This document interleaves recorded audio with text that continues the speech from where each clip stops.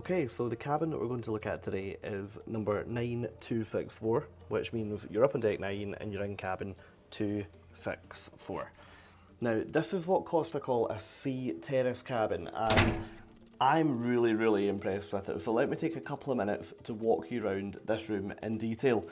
Now, you'll notice that when we first come in, you've got like a chaise lounge sofa type furniture set up here, and opposite you've got a desk, which actually is a pretty good size for working on, so we'll come back to that in a little minute. And then on this side of the room, you've got your television here, and then you've got your bed on the other wall. Now, we'll touch base on the balcony and the terrace section just after. We're just going to do the room first. Now, on either side of the bed, Costa don't give you kind of closed furniture on either side of the bed, so you can see here, it's just shelving that you've got, and you've got a plug point underneath on this side, and then on the other side, you've got the same piece of furniture, but no plug point. So you've got the plug point on the left-hand side of the bed, but not the right. Now, up above, you've got your light switches in the middle of the bed that control the room. You've then got this pretty bright light, actually, and when I was on Costa Toscana recently, I did spend the first night a little bit frustrated at how bright that was when I was getting ready for bed. However, I then realised underneath there are different lights, so you can just click that button and it puts your individual reading light on, which is significantly more comfortable than lying in bed with the bright light on. So yeah, definitely recommend checking that out. Now, bedding does seem a really good quality. I've been on quite a lot of ships so far this year, and this, yeah, definitely gets my seal of approval. Now, turning around, you've got the TV, and you've also got what I think is a scene from a piazza in Rome. Now, the really nice thing with the decor in this cabin is because it uses all these like very dark tones, it actually feels quite luxurious in here. Now, the TV in the room does spin round. I won't pull it at the moment, but it is on a bracket, so if you're sitting on the sofa, you would be able to tilt it in the other direction, so it's not just fixed there. Now, spinning round then, as I say, you've got this sofa set up here with a couple of cushions. You've then got an additional reading light just directly above it on the wall behind. And then over here, you've got your desk. Now, you've got a really comfortable chair. So many cruise lines now are just giving you a stool that slots under the desk, so I'm a big fan of actually getting a chair. Now, on top of the desk, you've got this, that's a permanent fruit bowl, so that actually can't move. I do find it quite useful on the cruise to keep like cables and all that in to keep them all in one place. You then head across and you've got your phone for phoning other cabins. You've got your welcome kit. So when you cruise with Costa, you get a welcome kit that gives you all the information you need about how to cruise on the ship. And you'll notice that because I am British, it's got a little UK flag on it. So they know that all my literature in there will be in English. Now, you've then got various bits of literature that you get when you arrive. So this one here is just for breakfast in the cabin if you want to order room service. And this is just, I'm not sure, something must have happened with my dinner table, so they've left me a little note. Now, you've got a couple of glasses here, and then you've got this lamp. Now, the lamp is lovely, actually. This is really, it's actually pretty stylish, and I much prefer it to just having the big bright LED light directly above the mirror. Now, anyway, plug points, let's talk about them. So if I take you in here, you can see that you've got 2 European plug points and 2 USB plug points on there. I did think there may have been an American plug on here, but yeah, apparently not. So it's European and USB. Okay, so let's have a spin round and begin to check out storage and the bathroom. So you can see here, pretty big mirrored section. We'll touch on that glass section just shortly when we head into the bathroom. And now let's look at storage. So on the right hand side, you've just got 2 hooks that are fixed to the wall. And then anywhere else that you see those knobs, that's a cupboard. So over here you've got 1, 2, 3 cupboards that we'll have a look in. Now, the first one is a double wardrobe. So if I open both of them, you've got your life jackets at the top. You've then got your hanging space with a decent amount of hangers. I'll probably ask for a few more though. And then you've got a shelf down at the bottom. So yeah, decent sized wardrobe, pretty standard to what I've seen on other ships. And over here, you've got another mirror that goes almost floor to ceiling. So yeah, useful if, for whatever reason, if for whatever reason you can't use this one, you've got another one.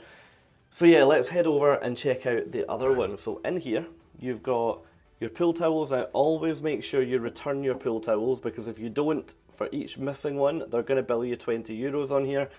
And that's now pretty standard across the industry, to be honest. Now you've then got your safe, which is totally free to use on here. So you just pop your code in and then you can seal it off and that's it. And then you've got a couple of shelves that you can fill to your heart's content. So click that shut. Now back at the door, you've got obvious instructions of kind of where the cabin is, where your emergency muster point is, and then here you've got your little spy hole that looks out into the corridor. Now spin round, you've got your cabin steward's name and their details, you've got the aircon, and then you've got your light switches and your cruise card holder. Now anyway, into the bathroom. Now always remember there's a step. So in we go. I love the bathrooms on these ships. I just think they feel so premium for what they are. Now you've got some open storage on the right hand side when you go in, and you've also got your two hooks on the back of the door. Now other than that, you've got this sort of marble effect bathroom, which it's just finished so nicely with these kind of lovely mosaic tiles on the floor. Now from a shower point of view, there is no such thing as a shower curtain in sight, which you will know me well enough now to know that that is great news for me. Now, glass door obviously, and then here you've got a really nifty feature, which is a glass wall that looks directly into the bedroom. Now that means that you can shower and you can look back into the room, or you can look at the ocean, which in this room is actually quite far away, but I'll take you out and show you why in a second. Now you'll notice that if I bring the camera down, it automatically frosts, and if I bring it up, it unfrosts. So probably, I mean, what I'm 6'2", and probably my chest down would be fully frosted going by the height of this. So yeah, don't worry. You've also got this curtain that you can pull across from the outside if you want full privacy. Now over here, you've got the shower with a detachable shower head. You've then got a washing line that you can pull out and you can hang stuff on the little section that's over here. And then you've got your shampoo / shower gel all in one on here. So yeah, let me take you back out and show you what sets this room apart from any of the others that I've stayed in so far, because I am really impressed with this. Now if you've been on, some P&O ships have this, so I think Arvia and Iona both have this feature, and that's because they're the same build class as this ship. So if we go out here, this cabin, as we said, it's a Sea Terrace, and what we are now walking into is my little Sea Terrace. So out here, you've got two chaise lounge, you've then got some cushions, you've got a little table, lighting, you've got a light over here, you've also got a light on the roof, so plenty of light, and then it's also worth noting that you've got air conditioning. So you can sit out here on a sunny day, and in theory, you shouldn't bake, because you should be getting the nice cooling fans coming through the roof from the room. Now, you've then got a nice wallpapered wall on this side, which, to be honest, is, in my opinion, just a lovely change, because it makes it a little bit brighter than if you were to have both walls this sort of wood effect. Now anyway, what we then have is the balcony. So if I open this door up, you can lock that shut, and you can do that by using that clip down at the bottom that you can see at the moment. We won't faff about with that at the moment though. Now you've got the door on the left, and on the right hand side you've then got bifold doors. So I'm a really big fan of this part of the room, because you essentially turn this indoor terrace into outside space. Now all you do to open it, and I'm hoping this will work live on camera, is you just pull this handle, turn it around and push, and then you just slide it open. I'm actually really surprised at how easy that is to push them open. But yeah, you can see now, we've now got a Sea Terrace that is a pretty luxurious extension to the balcony. So this is really useful for, to be honest, if you're looking to sunbathe, because you don't have anyone hanging over the top of you, so you should get a good amount of sun in here. It's a little bit cloudy today, so it's probably an unfair example to give you. Now, one point that I would mention about these rooms is that geographically on the ship, these are located mostly on deck 8 or deck 9. Now, deck 8 on this type of ship is infamous because that is the promenade that takes you all the way around, and it really is well done. But if I take you out, you'll see that my cabin is up and above, so I'm private from the promenade. But if you're booking on deck 8, it's worth remembering that you've got the public walking past on the other side of your balcony.